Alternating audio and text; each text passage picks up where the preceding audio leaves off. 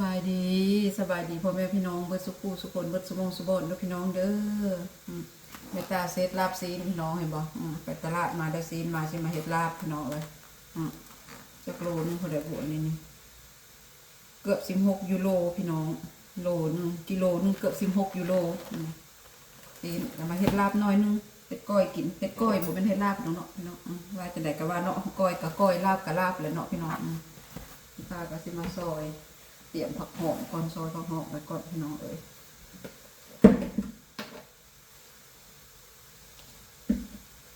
ซอยผักหอมไว้ก่อน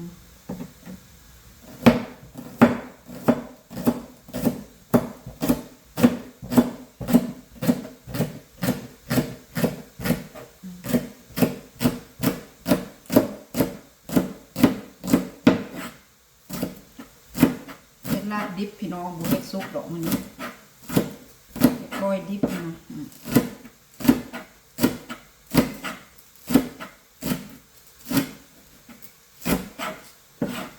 อยู่บ้านเฮากินบ่ได้เลยเนาะพี่น้องเนาะซีนงัวซีนควายมันกำลังแพร่ระบาดเนาะพยาธิกำลังแพร่ระบาดพี่น้องอยู่เมืองฝรั่งบ่เป็นหยังพี่น้องกินได้ตามสบายกินได้ปกติซีนงัวซีนควายตาซอยหอมเลย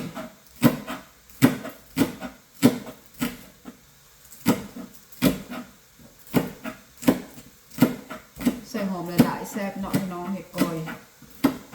แม่ตาก็กำลังนึ่งข้าวอยู่แล้วพี่น้องนึ่งข้าวเหนียวกินกับลาบ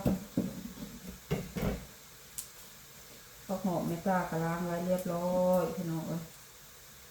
หอมแผ่วหอมเสริม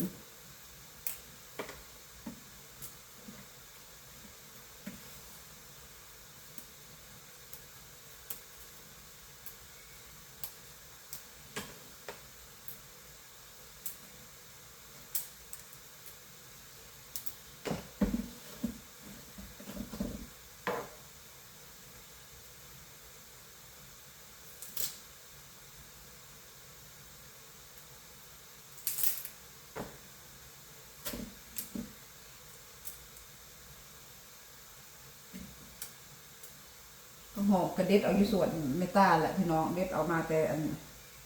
เมตาเด็ดมาไว้มันก็กุ้มดนแล้วพี่น้องเด็ดแล้วก็มาใส่ผงแช่อันน่ะตู้เย็นไว้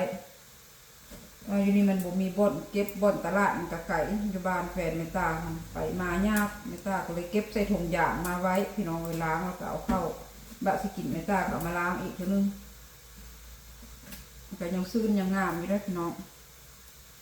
เห็นบ่เป็นทิศแล้วนี่เป็นทิศป่าเลยนะตาเก็บไปนี่ยังงามเสยพี่น้องเอ้ย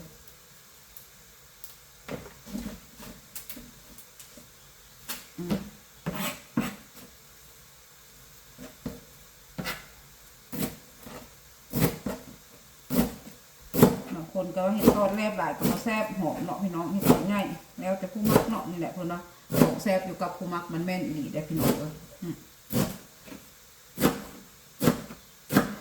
ไม่กล้ากระเทียมซอยหอมซอยอย่างซื้อหรอกพี่น้องเอ้ยเตรียมซอยหอมไว้ได้หลายเติบละหอมก็นะใส่หอมหลายไม่กล้ามักนะเสื้อนี่ก็คอพ่วงพี่น้องเอ้ยอย่างมันตายแล้วกัน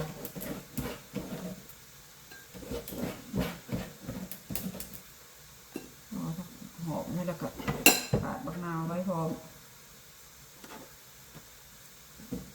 เป็นเมตาเพื่อนผัดบกินนะคะเมตาให้ลาไปก่อนสิ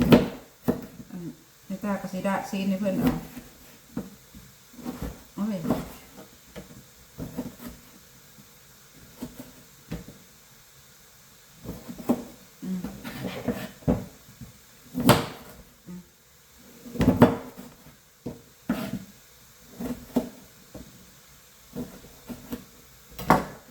ใส่หน่อยนึงกับครึ่งนึงหักนาวก็ได้พี่น้องเอ้ย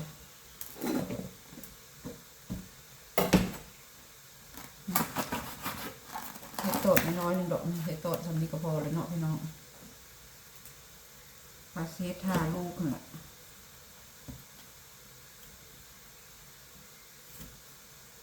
ลูกเพิ่นก็มาแต่ไปเที่ยวมากะมาแว่แม่กะฮอดดึกพี่น้องเอ้ยคน1 โมงเช้า2 โมงเช้าผมคนมาฮอดมันจ้าก็สิเฮ็ดกินปลาไว้ให้เพิ่นมันมาเขาเจ้ายากเขาเจ้าก็ซอกกิน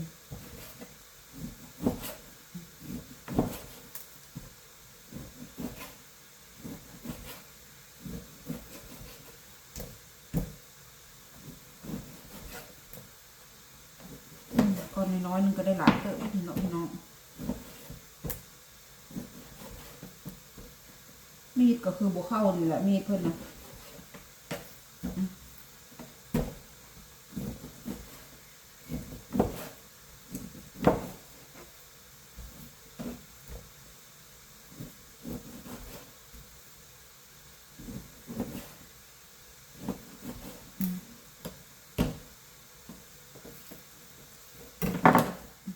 สิล้างน้ำดอกคันโบราณคือบ่คักเว้ยพี่น้อง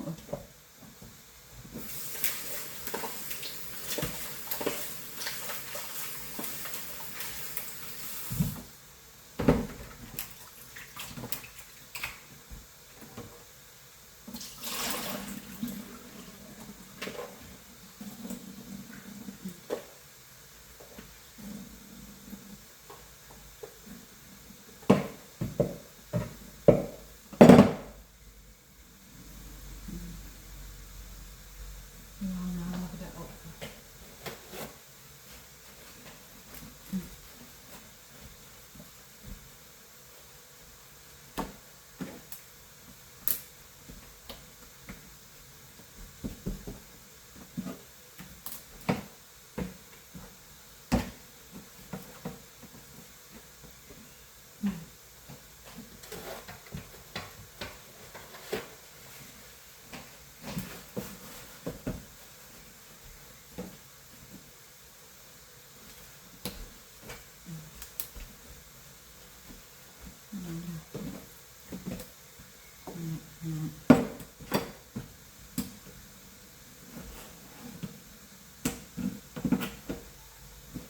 โอ้ย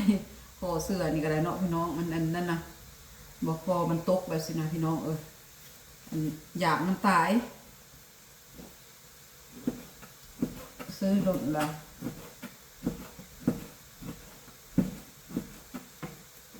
มีดกับบ่เข้า